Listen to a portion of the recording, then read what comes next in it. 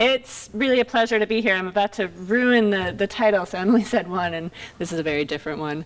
But it's a pleasure for me to be here in Nebraska again, but also because I get this chance to just publicly thank Kevin Lee, who's one of the organizers of tonight's event, and also for tomorrow's Physics Teachers Association workshop. My background, as Emily mentioned, is I did my PhD in astronomy studying galaxy evolution, and then went on to Northwestern for a postdoc. But I've always loved how to engage the public in science. And so as a postdoc, I submitted a National Science Foundation grant, and Kevin Lee happened to be the program officer who was part of that review process. And so it was my first real attempt at making this transition away from the everyday of research into engaging the public in science. And so he was part of supporting that. And then along the years, over the last 5 years, he's just been really helpful at various points, opening doors for me, giving me opportunities to give talks at the National Science Foundation and otherwise. And so, and now I've fully transitioned into this new role, this being the Vice President of Citizen Science at the Adler. And for all of you who've made transitions in your careers or just trying something different, it really helps to have advocates along the way. So thank you, Kevin, for that. So today's talk, over the next 45 minutes or so, I'll first just provide a bit of a foundational definition of what citizen science is. It comes in many different forms. And then I'll talk through two main case studies or examples of how we've been doing this through the Adler and our partners. And then I'll talk a little bit at the end about what you all can do here locally or through these online citizen science platforms. So let's dive in. So the first is just citizen science, broadly defined, is ways of engaging the public in meaningful and valued ways in real research. And so that comes in many different forms. It can be through online citizen science like Zooniverse, which I'll describe in detail in a moment, or it can be through hands-on, in-person projects. And so I'm sure here in Lincoln, there are environmental monitoring type efforts that are going on that some of you might be involved in. I'd love to hear about it during the Q&A afterwards. Or there are all sorts of bird watching projects or other ecology projects that feed into national databases. And it's all about what's going on Earth now, what trends do we see, how does that tie to historical data, and what can we predict towards the future. So the last third of my talk, I'll talk about a very different but hands-on, in-person type citizen science project we've been running through the Adler around underwater meteorite hunting. But first, more about Zooniverse. So Zooniverse is the largest platform for online citizen science. We've grown over the last 10 years from one project to supporting or building over 140 different projects. And we partner with hundreds of researchers around the world who lead each of these projects, and it's all made possible because of the 1.7 million volunteers, the members of the public who help us out. It started in astronomy, but now it's across the disciplines, from astronomy to zoology, climate science, to cancer research, the arts and the humanities. But to give a little bit of an example of, so what is online citizen science? Let's see if this video will play. I think I have to actually press play. So Zooniverse's origin story is that back in 2007, there was this telescope taking images of the night sky, and in the end created a catalog of images of 1 million galaxies. And there's a pretty small team of researchers who really wanted to answer fundamental questions about galaxy evolution using this data set. But the first thing that they needed to do was classify each of those 1 million galaxies. All they needed to know was, is that one spiral, or is that one elliptical, or is that a merging set of two galaxies? And so the research team had a grad student, Kevin Schwinski, and they said, okay, start classifying, go to it. And so he spent a month classifying breakfast, lunch, dinner, everything in between. He probably didn't even sleep for that month. And he classified 50,000 galaxies, which we now refer to as the Schwinski number. But that's only a small drop in the bucket of 1 million galaxy data set. And so the question was, how can we get past this first hurdle so that we can actually answer our research questions? But it's going to take us more than the professional lifetimes to actually classify this whole data set. So at the time, Angry Birds was really popular, and so they thought, well, what if we could harness the power of the crowd? What if we could engage the public and see if they'll help us in this task that, oh, I think I have to click over here, that we're all really good at pattern recognition skills. So 5-year-olds to 95-year-olds can recognize, is that galaxy a spiral or an elliptical? And so they created this site called Galaxy Zoo. They posted the thumbnail images of the galaxies, and they invited the public to join, and it was wildly successful. We didn't know if the experiment would work, but in the first hours of the project going live, it hit some sort of viral media hits, and they were getting 50,000 classifications an hour. And then in the first year, 150,000 people participated and contributed millions of classifications, and so they were able to retire that whole data set, or classify the whole data set, in that first year. And that allowed the researchers to then go on, and now that I think there's been 45 peer-reviewed publications that have come out of the Galaxy Zoo project because the public helped us unlock that data. So that was the origins of Zooniverse. And since then, as I mentioned, we've gone from one project, Galaxy Zoo, to supporting over 140 different projects across the disciplines. And it's through this power of having so many eyes on the data, helping to unlock it, that we make discoveries along the way. And so we discover the known knowns, the known unknowns, and then the unknown unknowns. So I thought I'd give some examples of each of those types. So in every Zooniverse project, the research team uploads their data and sets the classification task.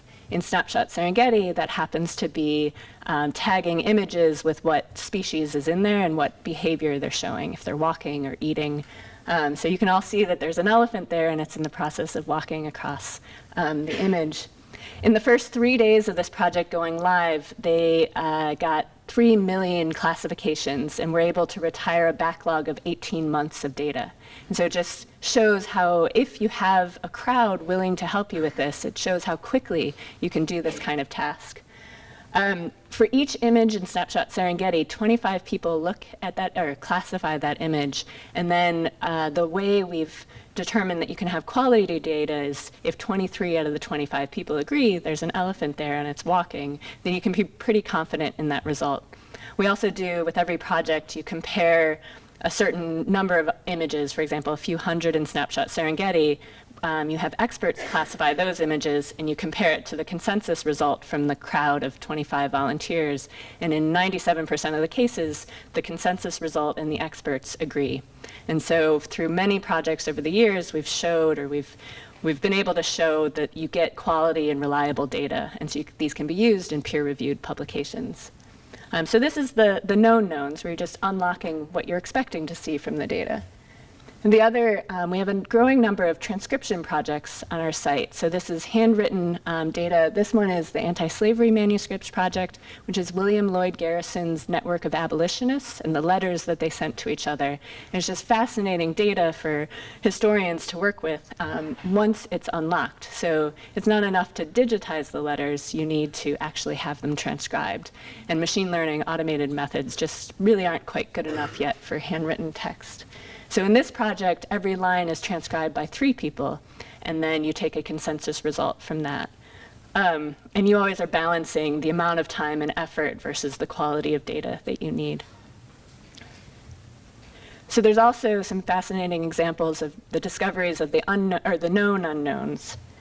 So for example, we use the same tools that we use in our research projects for a project called Planetary Response Network. And this is a project we turn on only when there's a natural disaster that's occurred, like the hurricanes that swept through the Caribbean last year. So we take the satellite imaging, pre and post images from those areas, and people go in and tag those images with whether roads are blocked or buildings are out, or just what parts of whatever's been impacted, what regions need the most help and which ones don't. And we partner with Rescue Global, a humanitarian aid organization, that then uses the results that the volunteers provide to more efficiently allocate resources. So for the Caribbean, the hurricanes that occurred in then there were tens of thousands of people who participated, and they provided enough classifications that was the equivalent of 2 years of full-time effort within the span of about 10 days. And so that allowed the relief organization to efficiently and quickly decide where the resources should go. Another example is in our planet hunting project. So this is Kepler space satellite data, and it's looking at stars within our galaxy and seeing if there are dips in those light curves indicative of a planet going around the star. So prior to the Planet Hunters project running, the general idea was that if you had 4 stars in a system, it was probably too unstable for planets to be around that. But as volunteers were classifying in the project, they noticed a very unusual light curve.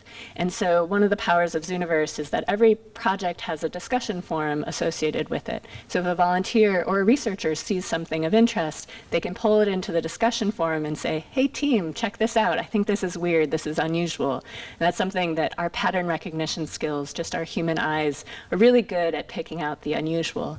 And so a volunteer pulled this light curve into the discussion forum and said, hey, something is definitely different about this. And volunteers started talking with each other, creating some models for what they thought might be happening. The research team got involved, and eventually they determined that, yes, it was a 4-star system with planets orbiting 2 of the stars.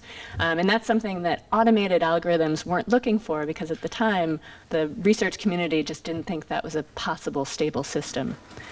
So it's just another example of how something like citizen science, where externalized with, in many ways, fewer assumptions about what to expect, are looking at the data, you can have some really interesting conversations and unlock these potential new discoveries. And then there's what's particularly exciting is just the unknown unknowns, things that you just truly don't expect. One of the examples of this is from the Galaxy Zoo project.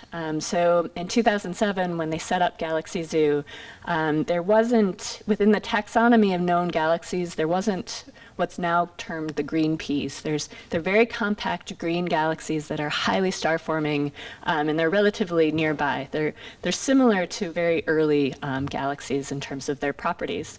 And this is another example that pulls or sort of illustrates the power of the discussion forum and just the volunteers we have around the world who are participating. So there was a volunteer participating in Galaxy Zoo who was really interested in galaxies, and so was watching a live streaming talk by one of the researchers from the Galaxy Zoo team. And that researcher mentioned that he'd seen, I believe, 1 or 2 compact green galaxies, something that looked like one of these, and was talking about how it intrigued him, and he wondered what it was, but he'd only found 2 of them. And so that volunteer, while the talk was still streaming, went into the discussion forum and started a discussion forum thread called Give Peas a Chance. And because he had noticed that he had classified a number of galaxies that looked like these compact green objects. And so he started building a collection of ones that he'd seen. He pulled in other volunteers to start adding theirs. By the end of the research talk streaming live, they had created a collection of a few dozen of them. And immediately, they pulled in the researcher and said, hey, you said you had 2. Well, we've got 36. And so by the end, they'd collected over 100 of these green pea galaxies. And it really transformed what, if the researcher hadn't tapped into or had access to this community and having this data live and available, they wouldn't have known that it was something more than, oh, this is something kind of interesting. Instead, once you have a sample of about 100, you can do real studies and realize the significance of what these green peas could mean for galaxy evolution, or just understanding how galaxies evolve. So it's another illustration of this power of having a discussion forum space associated with a citizen science type opportunity. So in the ethos of Zooniverse, it's been from the start that we want to engage the public in real and meaningful ways.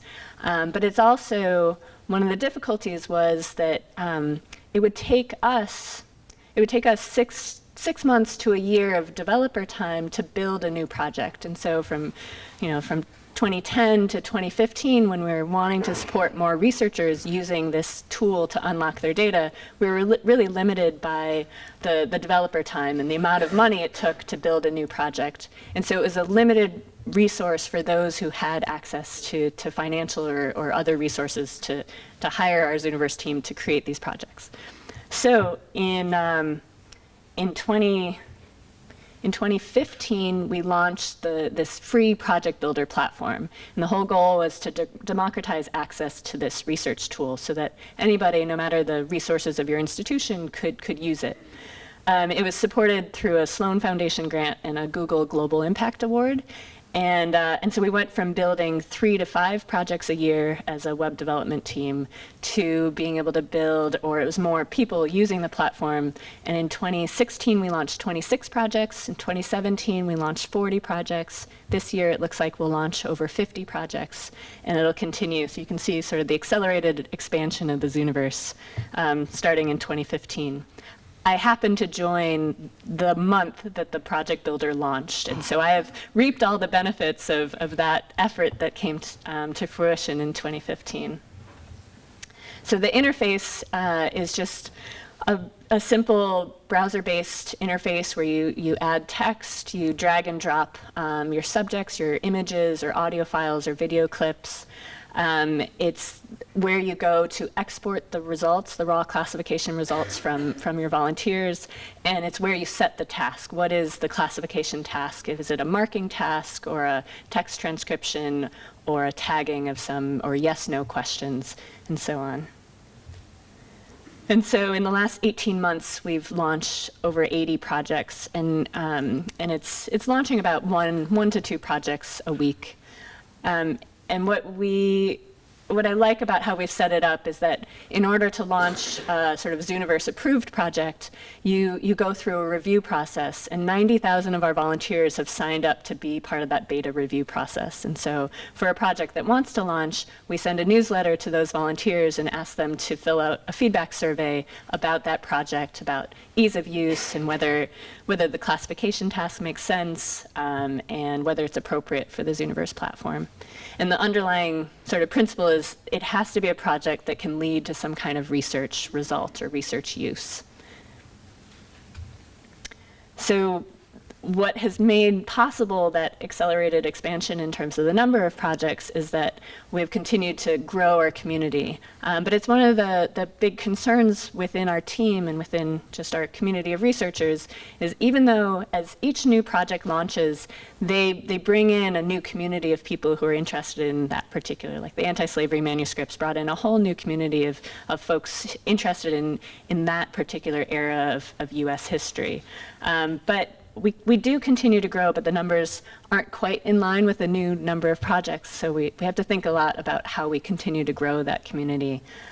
But who we are is there's 1.7 million people around the world. 234 countries are represented in terms of participants. There's over 40 US research institutions with research leads from the different, there's currently over 80 active projects on the site. So many different US research institutions and 10 or 20 more institutions around the world with researchers embedded in the Zooniverse project. When we did a survey of why people participate, the most frequent response was because I want to contribute to real research. Other responses were, of course, the images are just beautiful or entertaining. I find it interesting. It's a good distraction from the everyday. Now that we have a Zooniverse mobile app, it's a really good just commute activity. It's a swipe app, so it's just very, very pleasant to do on your way in. Is there a sea lion in this image? Yes or no?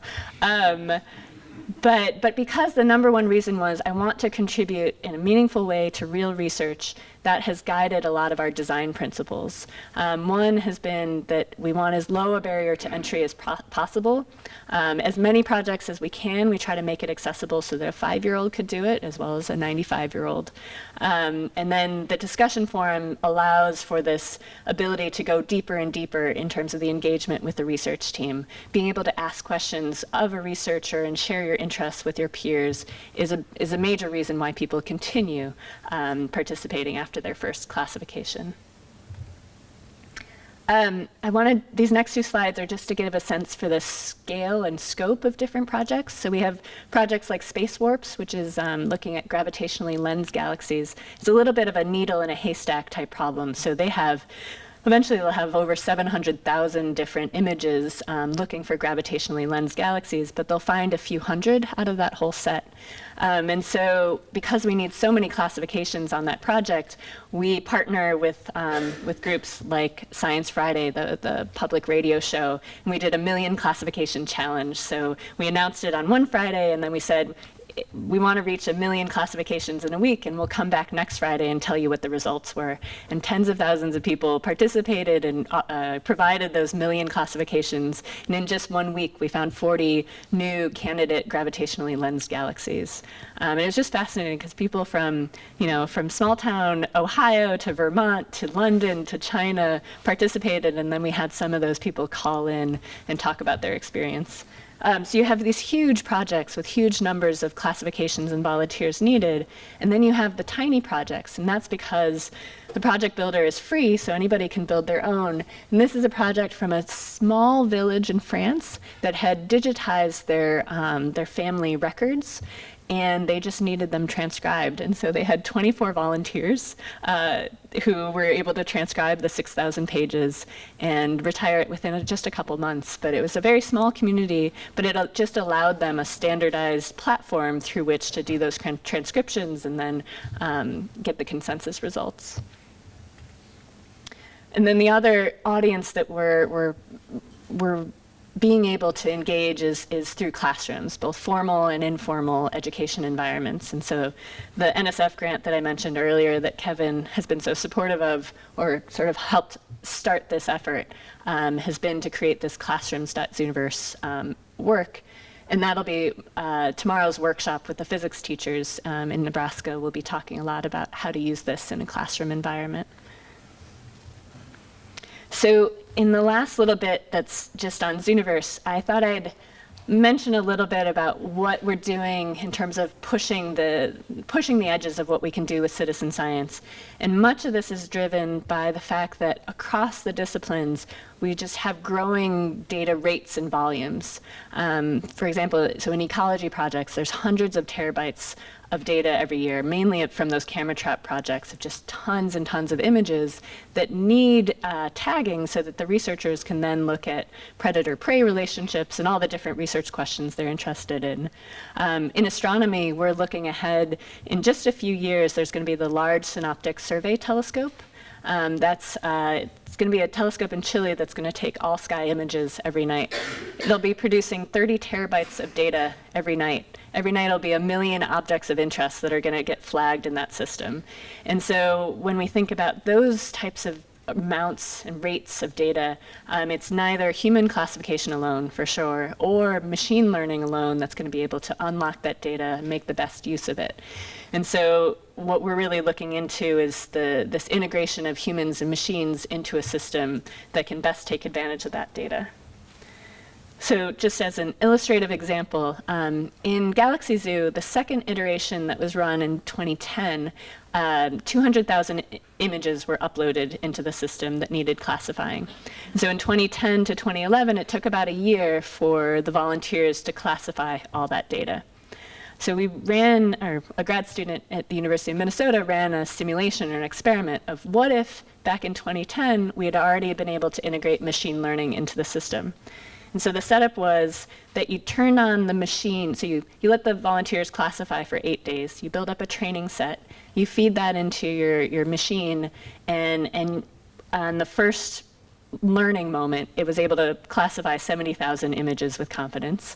And then you let the human classifications continue to come in to keep training the machine, and you let the machine run until 30 days, and you've completely classified your entire data set with the same confidence that you had with your humans classifying over an entire year. So it was a factor of 10 increase in efficiency with the same quality of data coming out the other end. So these are the types of models that we know are essential or critical for being able to handle the amount of data that's coming our way. In a longer talk, I would talk through a few different examples or models of how to integrate humans and machines and the different complementarity of our expertise and how to take advantage of that. But this slide is more around the caution that we have to use when integrating machines into the system, because humans are complicated. And so when you think about there's tensions between designing for and optimizing for efficiency as well as designing for human engagement. So one of the illustrative examples of this is what we call the Blinks experiment. So in Snapshot Serengeti, the camera traps that are taking these images are set up across the Serengeti desert, and they're triggered whenever there's some kind of motion. So it's usually an animal crossing its field of view. But when it's windy or for whatever reason a branch moves or a blade of grass moves, it can also trigger the camera to take an image. And so we call those blinks. Apologies to all those who study plants, because they're not blank images, but in our they're non-animal images. And so naively, you would think, because machine learning algorithms are really good at identifying blank images, we should just remove all of those blanks from the system, because we should concentrate the human classification effort on identifying the wildebeest and the zebras. When a good general setup in the Zooniverse platform is, if we're ever going to make a change like that, first we test it out and we look at the impact on human engagement.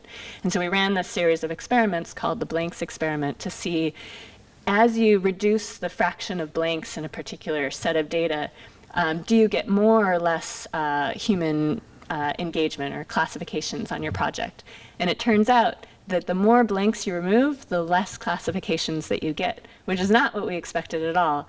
And we think it relates to how slot machines work, which is intermittent reward for effort.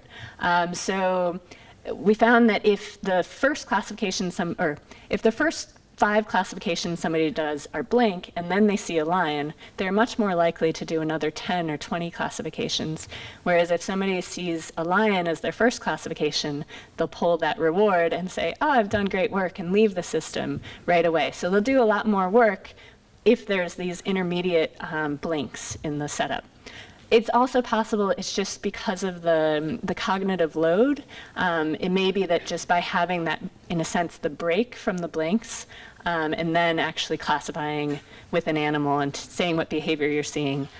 We're just not sure what the psychology is of it or what the human behavior that's driving it, but the result is removing completely all the blank images from the data set ended up with fewer classifications from the humans. And so it's a simple example of how if you follow just optimizing for efficiency without thinking about the implications on human engagement, you end up with a less efficient system in the end. And there's a number of other examples of that type where designing for efficiency versus inclusion, you end up having some tensions there, and that's a whole other talk in itself. But it's a really fascinating area of how to do this well and thoughtfully when you're integrating these two pieces into a system. So with that, I'm going to close the Zooniverse portion of this talk, and then I'm going to dive into a very different example of a hands-on citizen science experience. But before I did that, I just wanted to showcase that this is the team that makes the Zooniverse, the website itself, the Project Builder platform possible. We're a collaboration between the Adler Planetarium and the University of Oxford, and it's been that way since the beginning. It's been this marriage between an institution with expertise in engaging the public in science with one, Oxford, that has the expertise in research and data analysis. And it's just made for that sort of special sauce that makes something like Zooniverse online citizen science work well.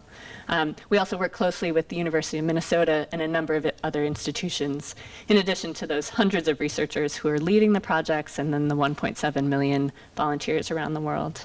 But it's definitely, I love working with this team. Just being in this role has been just a lot of fun because of these people. So the other sort of final third of the talk, I wanted to share a different model, just to give you another one to think about. And it's the Aquarius project, which is our underwater meteorite hunting project. But first, for a little context, so at the Adler Planetarium, within our Department of Citizen Science, we have a group of 8 Zooniverse team members, so web developers, a designer, and a postdoc. And that's half my team. And then the other half is a team of 10 teen program specialists. So we have educators and engineers, and we work closely with the astronomy department at the Adler Planetarium with their research expertise, and then partners across the city. Each year we serve about over 600 teens, so high schoolers, and we focus on high school kids. And we do everything from video game making workshops to high altitude ballooning, running experiments about cosmic rays, through the high altitude balloons going up into space, to light pollution efforts, and a whole range of things in between. And it's all about engineering design and having teens in the leadership roles and co-creating projects with them. So Project Aquarius in particular, its origin story is that there was a huge fireball that blazed across the northern Illinois, southern Wisconsin sky at 2 in the morning in 2017. And over 500 people saw the fireball, and as did weather radar, picked it up on its trajectory, and the meteorite fell into Lake Michigan. And so the very next day, the next morning, probably even at 3 in the morning, Adler staff were already emailing internally of like, how can we go try to pick up these fragments? And because it's the Adler, and this is a part that I love about it, it was not only how can we, but how can we engage Chicago in this effort to go retrieve these meteorite fragments? And because of our expertise with engaging teens in science, it was immediately, well, how can the teens get involved in this? And so the first step was to find the right partners in how to go retrieve these meteorites. And here's a picture of the Chicago Museum campus. We're just lucky to be situated where the Adler is the dome at the end, the Shed Aquarium is on the left, and the Field Museum on the right. And so we partnered with the Shed, with their marine biologists, and because they had a boat, and we partnered with the Field Museum because of their experts in meteorites, and our Adler astronomers and the engineers within my teen programs group. And then the other was, why should we go after this particular meteorite? What's interesting in terms of the science? And it turns out that this particular meteorite is really interesting because of the radar imaging and all the imaging we had. We could retrace its orbit and know that it's an object that came from the Kuiper Belt, and we had imaging of that object previously. And so Mark Hammergren, an Adler astronomer, recreated its orbit, and because we know where it came from, if we find fragments, then knowing the composition of those fragments helps us understand that area of our solar system, but also it ties to understanding early solar system formation and just all sorts of interesting research by having a physical object to study. And then the other was recovering meteorite fragments underwater is something that really hasn't been done before. And so we knew that there'd be so much learned just in the process of creating a magnetic sled to go retrieve fragments, the process of adapting underwater ROVs to have the camera to guide us where we should go, mapping the lake bed at that particular place that hasn't really been studied much before. And so this is we all love this photo because, so in the far back is one of our teens raising his hand and asking Mark Fries, who's a NASA researcher, so the last time you guys did an underwater meteorite hunt, how did you do it? And this is Mark's face going, we haven't ever. Like, this will be the first time. So this was one of the early Skype conversations they had. Oh, I should have mentioned, we also partnered with NASA and NOAA because of their expertise. And so Mark Fries has been part of this effort from the start. And so it's just him saying, we've never done this before. And then what's been so lovely is it's been a co-created project with our teens in the driver's seat alongside the researchers, learning alongside them, being experts alongside the researchers, which is really just an amazing experience in terms of confidence building and shared authority, and just really playing with those ideas, sort of the stereotypes of who can do this and how. So the goals for our teams was first, from the beginning, and all our teen programs are like this, there's a real emphasis on cohort building and being within a group of peers working together and sharing expertise with each other, and then of course alongside the researchers. And so in the relationship building with the scientists, we really wanted to emphasize just creating long-term relationships. And so these are going to be lifelong relationships because of the experiences they've had together, and building things together, the iterative design and failing together and learning together. And then the third is the relationship to the science for these teens. So I don't know if I mentioned earlier, but the teens that we work with are from Chicago's South and West Side primarily. So we really target neighborhoods that are under-resourced and teens who don't have a relationship with science. They're typically in their classroom environments, it's just not what's sparking their connection to the science. And typically in their network of family network or social community networks, they don't have an adult in their lives who's in a scientist or engineer role. So it's a foreign world for them. And so it's just important in all the teen programs that we do is meeting the teens where they are, connecting it to their communities, their interests, and then helping them grow in terms of their identity in their relationship to science. And it's not our goal to create more astronomers or more engineers. It's really the goal is just to build the teens' confidence in terms of their critical thinking skills, how to ask questions, feel comfortable being curious publicly, know that they have the resources and skills, or they have a network of people that they can tap into who can help them address questions that are, particularly, like our main goal is to have them bring these skills back to their communities and address the real and everyday problems that are there, and have us help them in that process as well.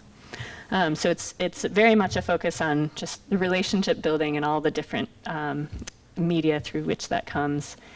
And then the other, which I mentioned in passing, is just through this project, because we knew it was going to be such an emphasis on process, that it was about being comfortable as a group, as a team, and as individuals to fail big and fail publicly. So knowing that the learning was going to come through every iteration that we did with the magnetic sled that went awry. Like the first time we took it out in the boat, we dropped the magnetic sled down and it got stuck in rocks.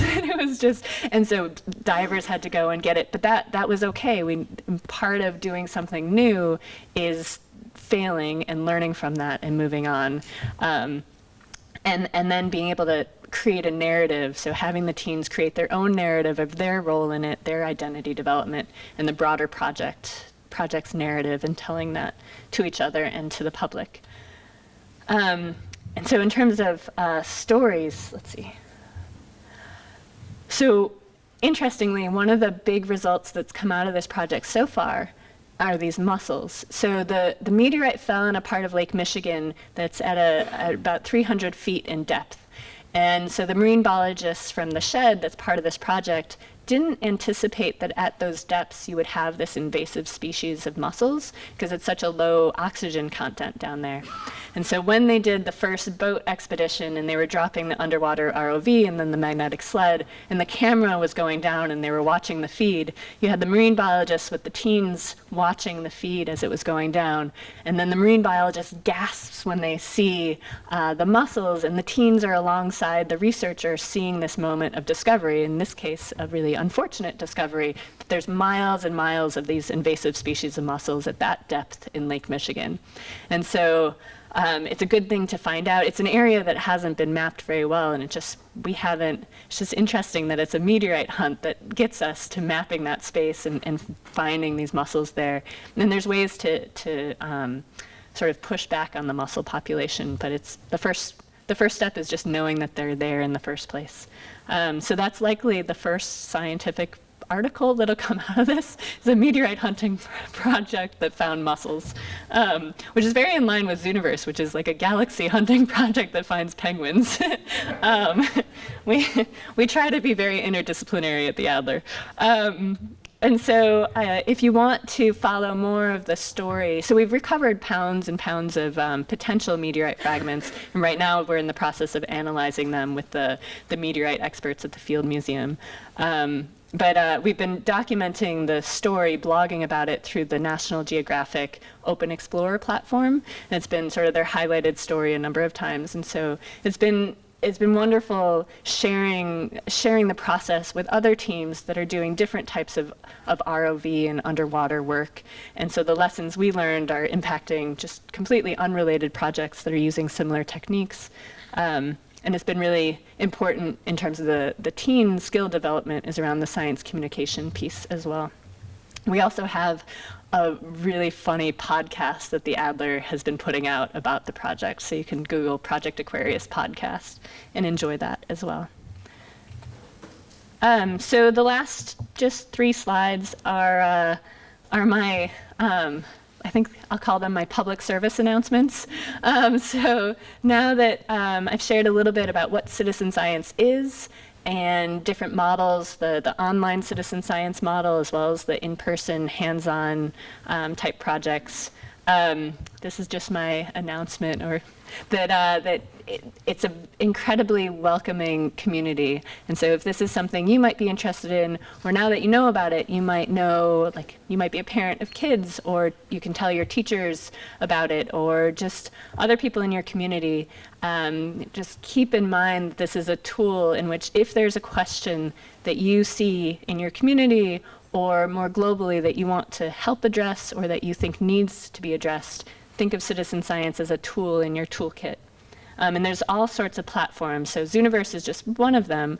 There's iNaturalist is a really lovely phone app where it's about tagging invasive species. Like you go out to your local wildlife reserve and just take pictures of what you see, and it goes into a national database. If you're into bird watching, eBird is just a wonderful way of collecting data from what you see when you're out birding. Citsci.org has a number of projects. Many of them are data collection type projects. And then citizenscience.gov and SciStarter have over 400 projects listed. They're in-person, hands-on, or online ones. But there's so many opportunities to take advantage of. And the other is just the call to help provide spaces within your family, within your communities, if you're a school teacher, within your classrooms. And I know you all are already doing this, but something that's really powerful within Zooniverse is that in those discussion forum spaces, we work really hard on the culture of making people feel comfortable, willing to speak up if they have a question or think they have an idea, and recognizing how the authority is very much shared between the public and researchers. There's so much knowledge, and it's really important to acknowledge the knowledge that the public has when engaged in a citizen science project, but really just more generally. And it starts with creating comfortable, supportive spaces to be able to ask questions and share your ideas. So the last one is just around the project builder. So now that we have this platform where you can build your own Zooniverse project for free, if you're a researcher in the audience, and it may be that your data or your research questions aren't really suited for that type of project, but you might have colleagues who have this kind of data that the project builder could be useful for. Just let them know about it and send them my way. Much of Zooniverse has grown because of word of mouth, and it's just random connections that happen, and then you say, oh, you're sitting on 100,000 images of X? Well, did you know there's this platform that might be able to help you unlock that, rather than waiting 10 years from now when you've finally done that painstakingly with 5 grad students. And the other is, just in general, being an ambassador to this growing community of citizen scientists around the world who are may not have a background in the science, but who are very much engaged in trying to have a positive impact on the world around them through the tools that we're trying to make available. So with that, thanks so much, and I welcome questions.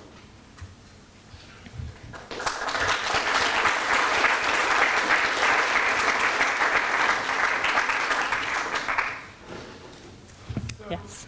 Can you compare how this kind of outreach compares to the traditional kind of scientists go out and just tell what they know to people, show them there? Is there a combination that works, or is one better than the other? What do you think? Yeah, so I'm going to repeat the questions only because of the video. So the question was trying to highlight some of the differences or maybe the similarities between traditional outreach and citizen science type outreach. The lines get blurred easily. There's probably a number of projects that you might have in mind that may actually be, like I might term them citizen science, or they may just be traditional outreach depending on the Venn diagram of the definitions. For Zooniverse, a key part is there have been a few projects that have been created, but it is not clear how the classification results could lead to publications or could be used in real research.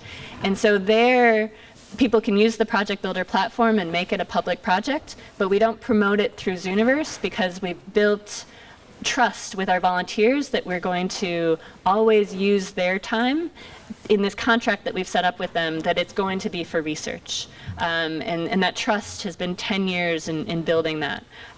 There's all sorts of interesting projects that could be done, but that may not fit into that mold, and so we don't do that through Zooniverse in particular. There's another piece to it where, there's all sorts of people who go out bird watching, for example, and they record everything they see in their notebooks, but then it remains locked up in that notebook and it never feeds into a national database. So something I appreciate with like the eBird project, for example, is that they're harnessing that energy and the contributions that those people are making, but feeding it into a larger database that can then be used for more global scale efforts.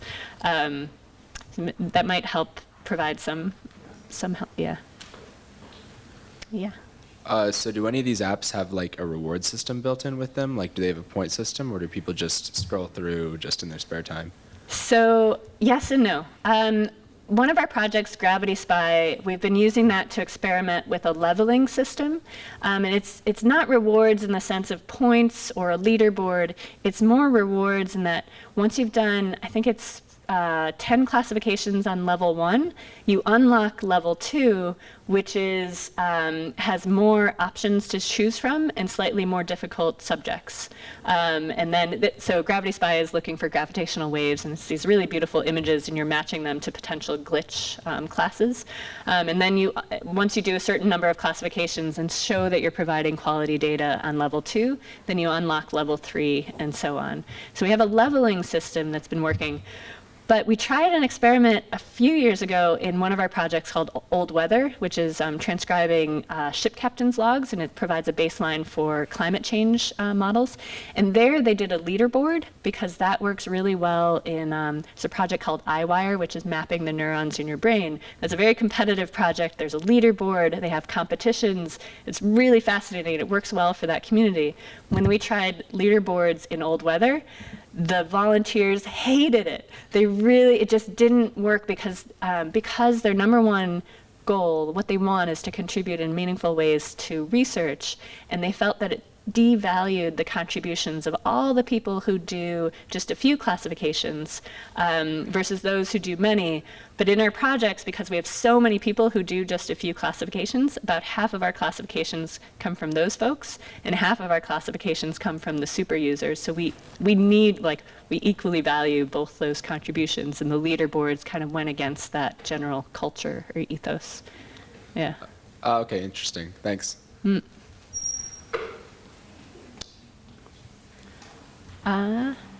Yeah.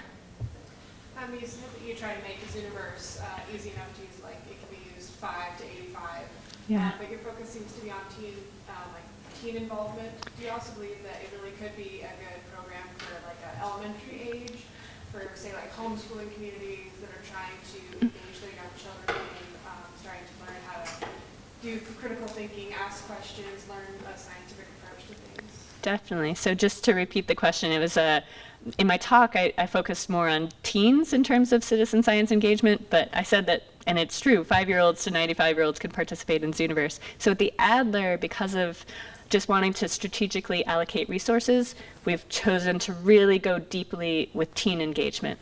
But Zooniverse, broadly, the online citizen science platform, we have 5-year-olds to 95-year-olds who participate. And it's really through the teachers who use the platform who have been engaging elementary school kids. Like some of my favorite pictures are of a kindergarten class doing penguin watch up on the big screen, and all together they're classifying where the penguins are. So yeah, it works really well, especially the animal projects with the 5-year-olds. And then over the years, just there's engagement points for different ages along the way. But you mentioned particularly homeschool students. I would love, if you're involved in that community, we've never had a specific project to try to reach out to or work with that community, but I would love to see what you might think would be interesting and how I can help in that. They're always looking for new ways to help teach their children. I was homeschooled myself. They're always Yeah. looking for things like this. Yeah, yeah. Learn more about up and coming scientific and just getting more engaged with what's going on in the world. Definitely, yeah. Thank you. Any other questions? Yes, please. So do the papers that come out of any of these knowledge volunteers? Definitely, yeah, that's key. So every project, you can't have, well, so every project, You just say, yes, even to their name. So every project has a tab or a link that lists all the volunteers who have classified on it. And so when there's a publication that comes out, you include a link to that page that acknowledges everybody. But also what's interesting is that there are, especially in astronomy, there's over a dozen, maybe 24 at this point, of the articles that have come out where volunteers are co-authors on the articles. So like the 4-star system that I mentioned, Kian Jack and Robert Gagliani are 2 of the volunteers. And not only did they classify that object, but they were very involved in the analysis and in the discussion, making plots and deep in the discussion with the research team. And so, of course, they're co-authors on that article. Mark Kuchner is the research lead for the Disk Detective Project, and he likes to say that he has 1,000 grad students. And his project is interesting in that you have the main classification task. It's looking for protoplanetary disks, early solar systems forming around stars. So that's the classification task. But there's a secondary task that's really time intensive of looking at all the metadata for potential protoplanetary disk candidates and doing huge spreadsheets. And I think he has over a dozen volunteers deeply involved in sort of that level 2 analysis. And it really is like having a team of graduate students working with you. And he's always very respectful and acknowledges their contributions in those projects. Yeah. Any other questions? I'll definitely stick around, and you're welcome to just come up and chat, but really appreciate everybody's time tonight. Thank you.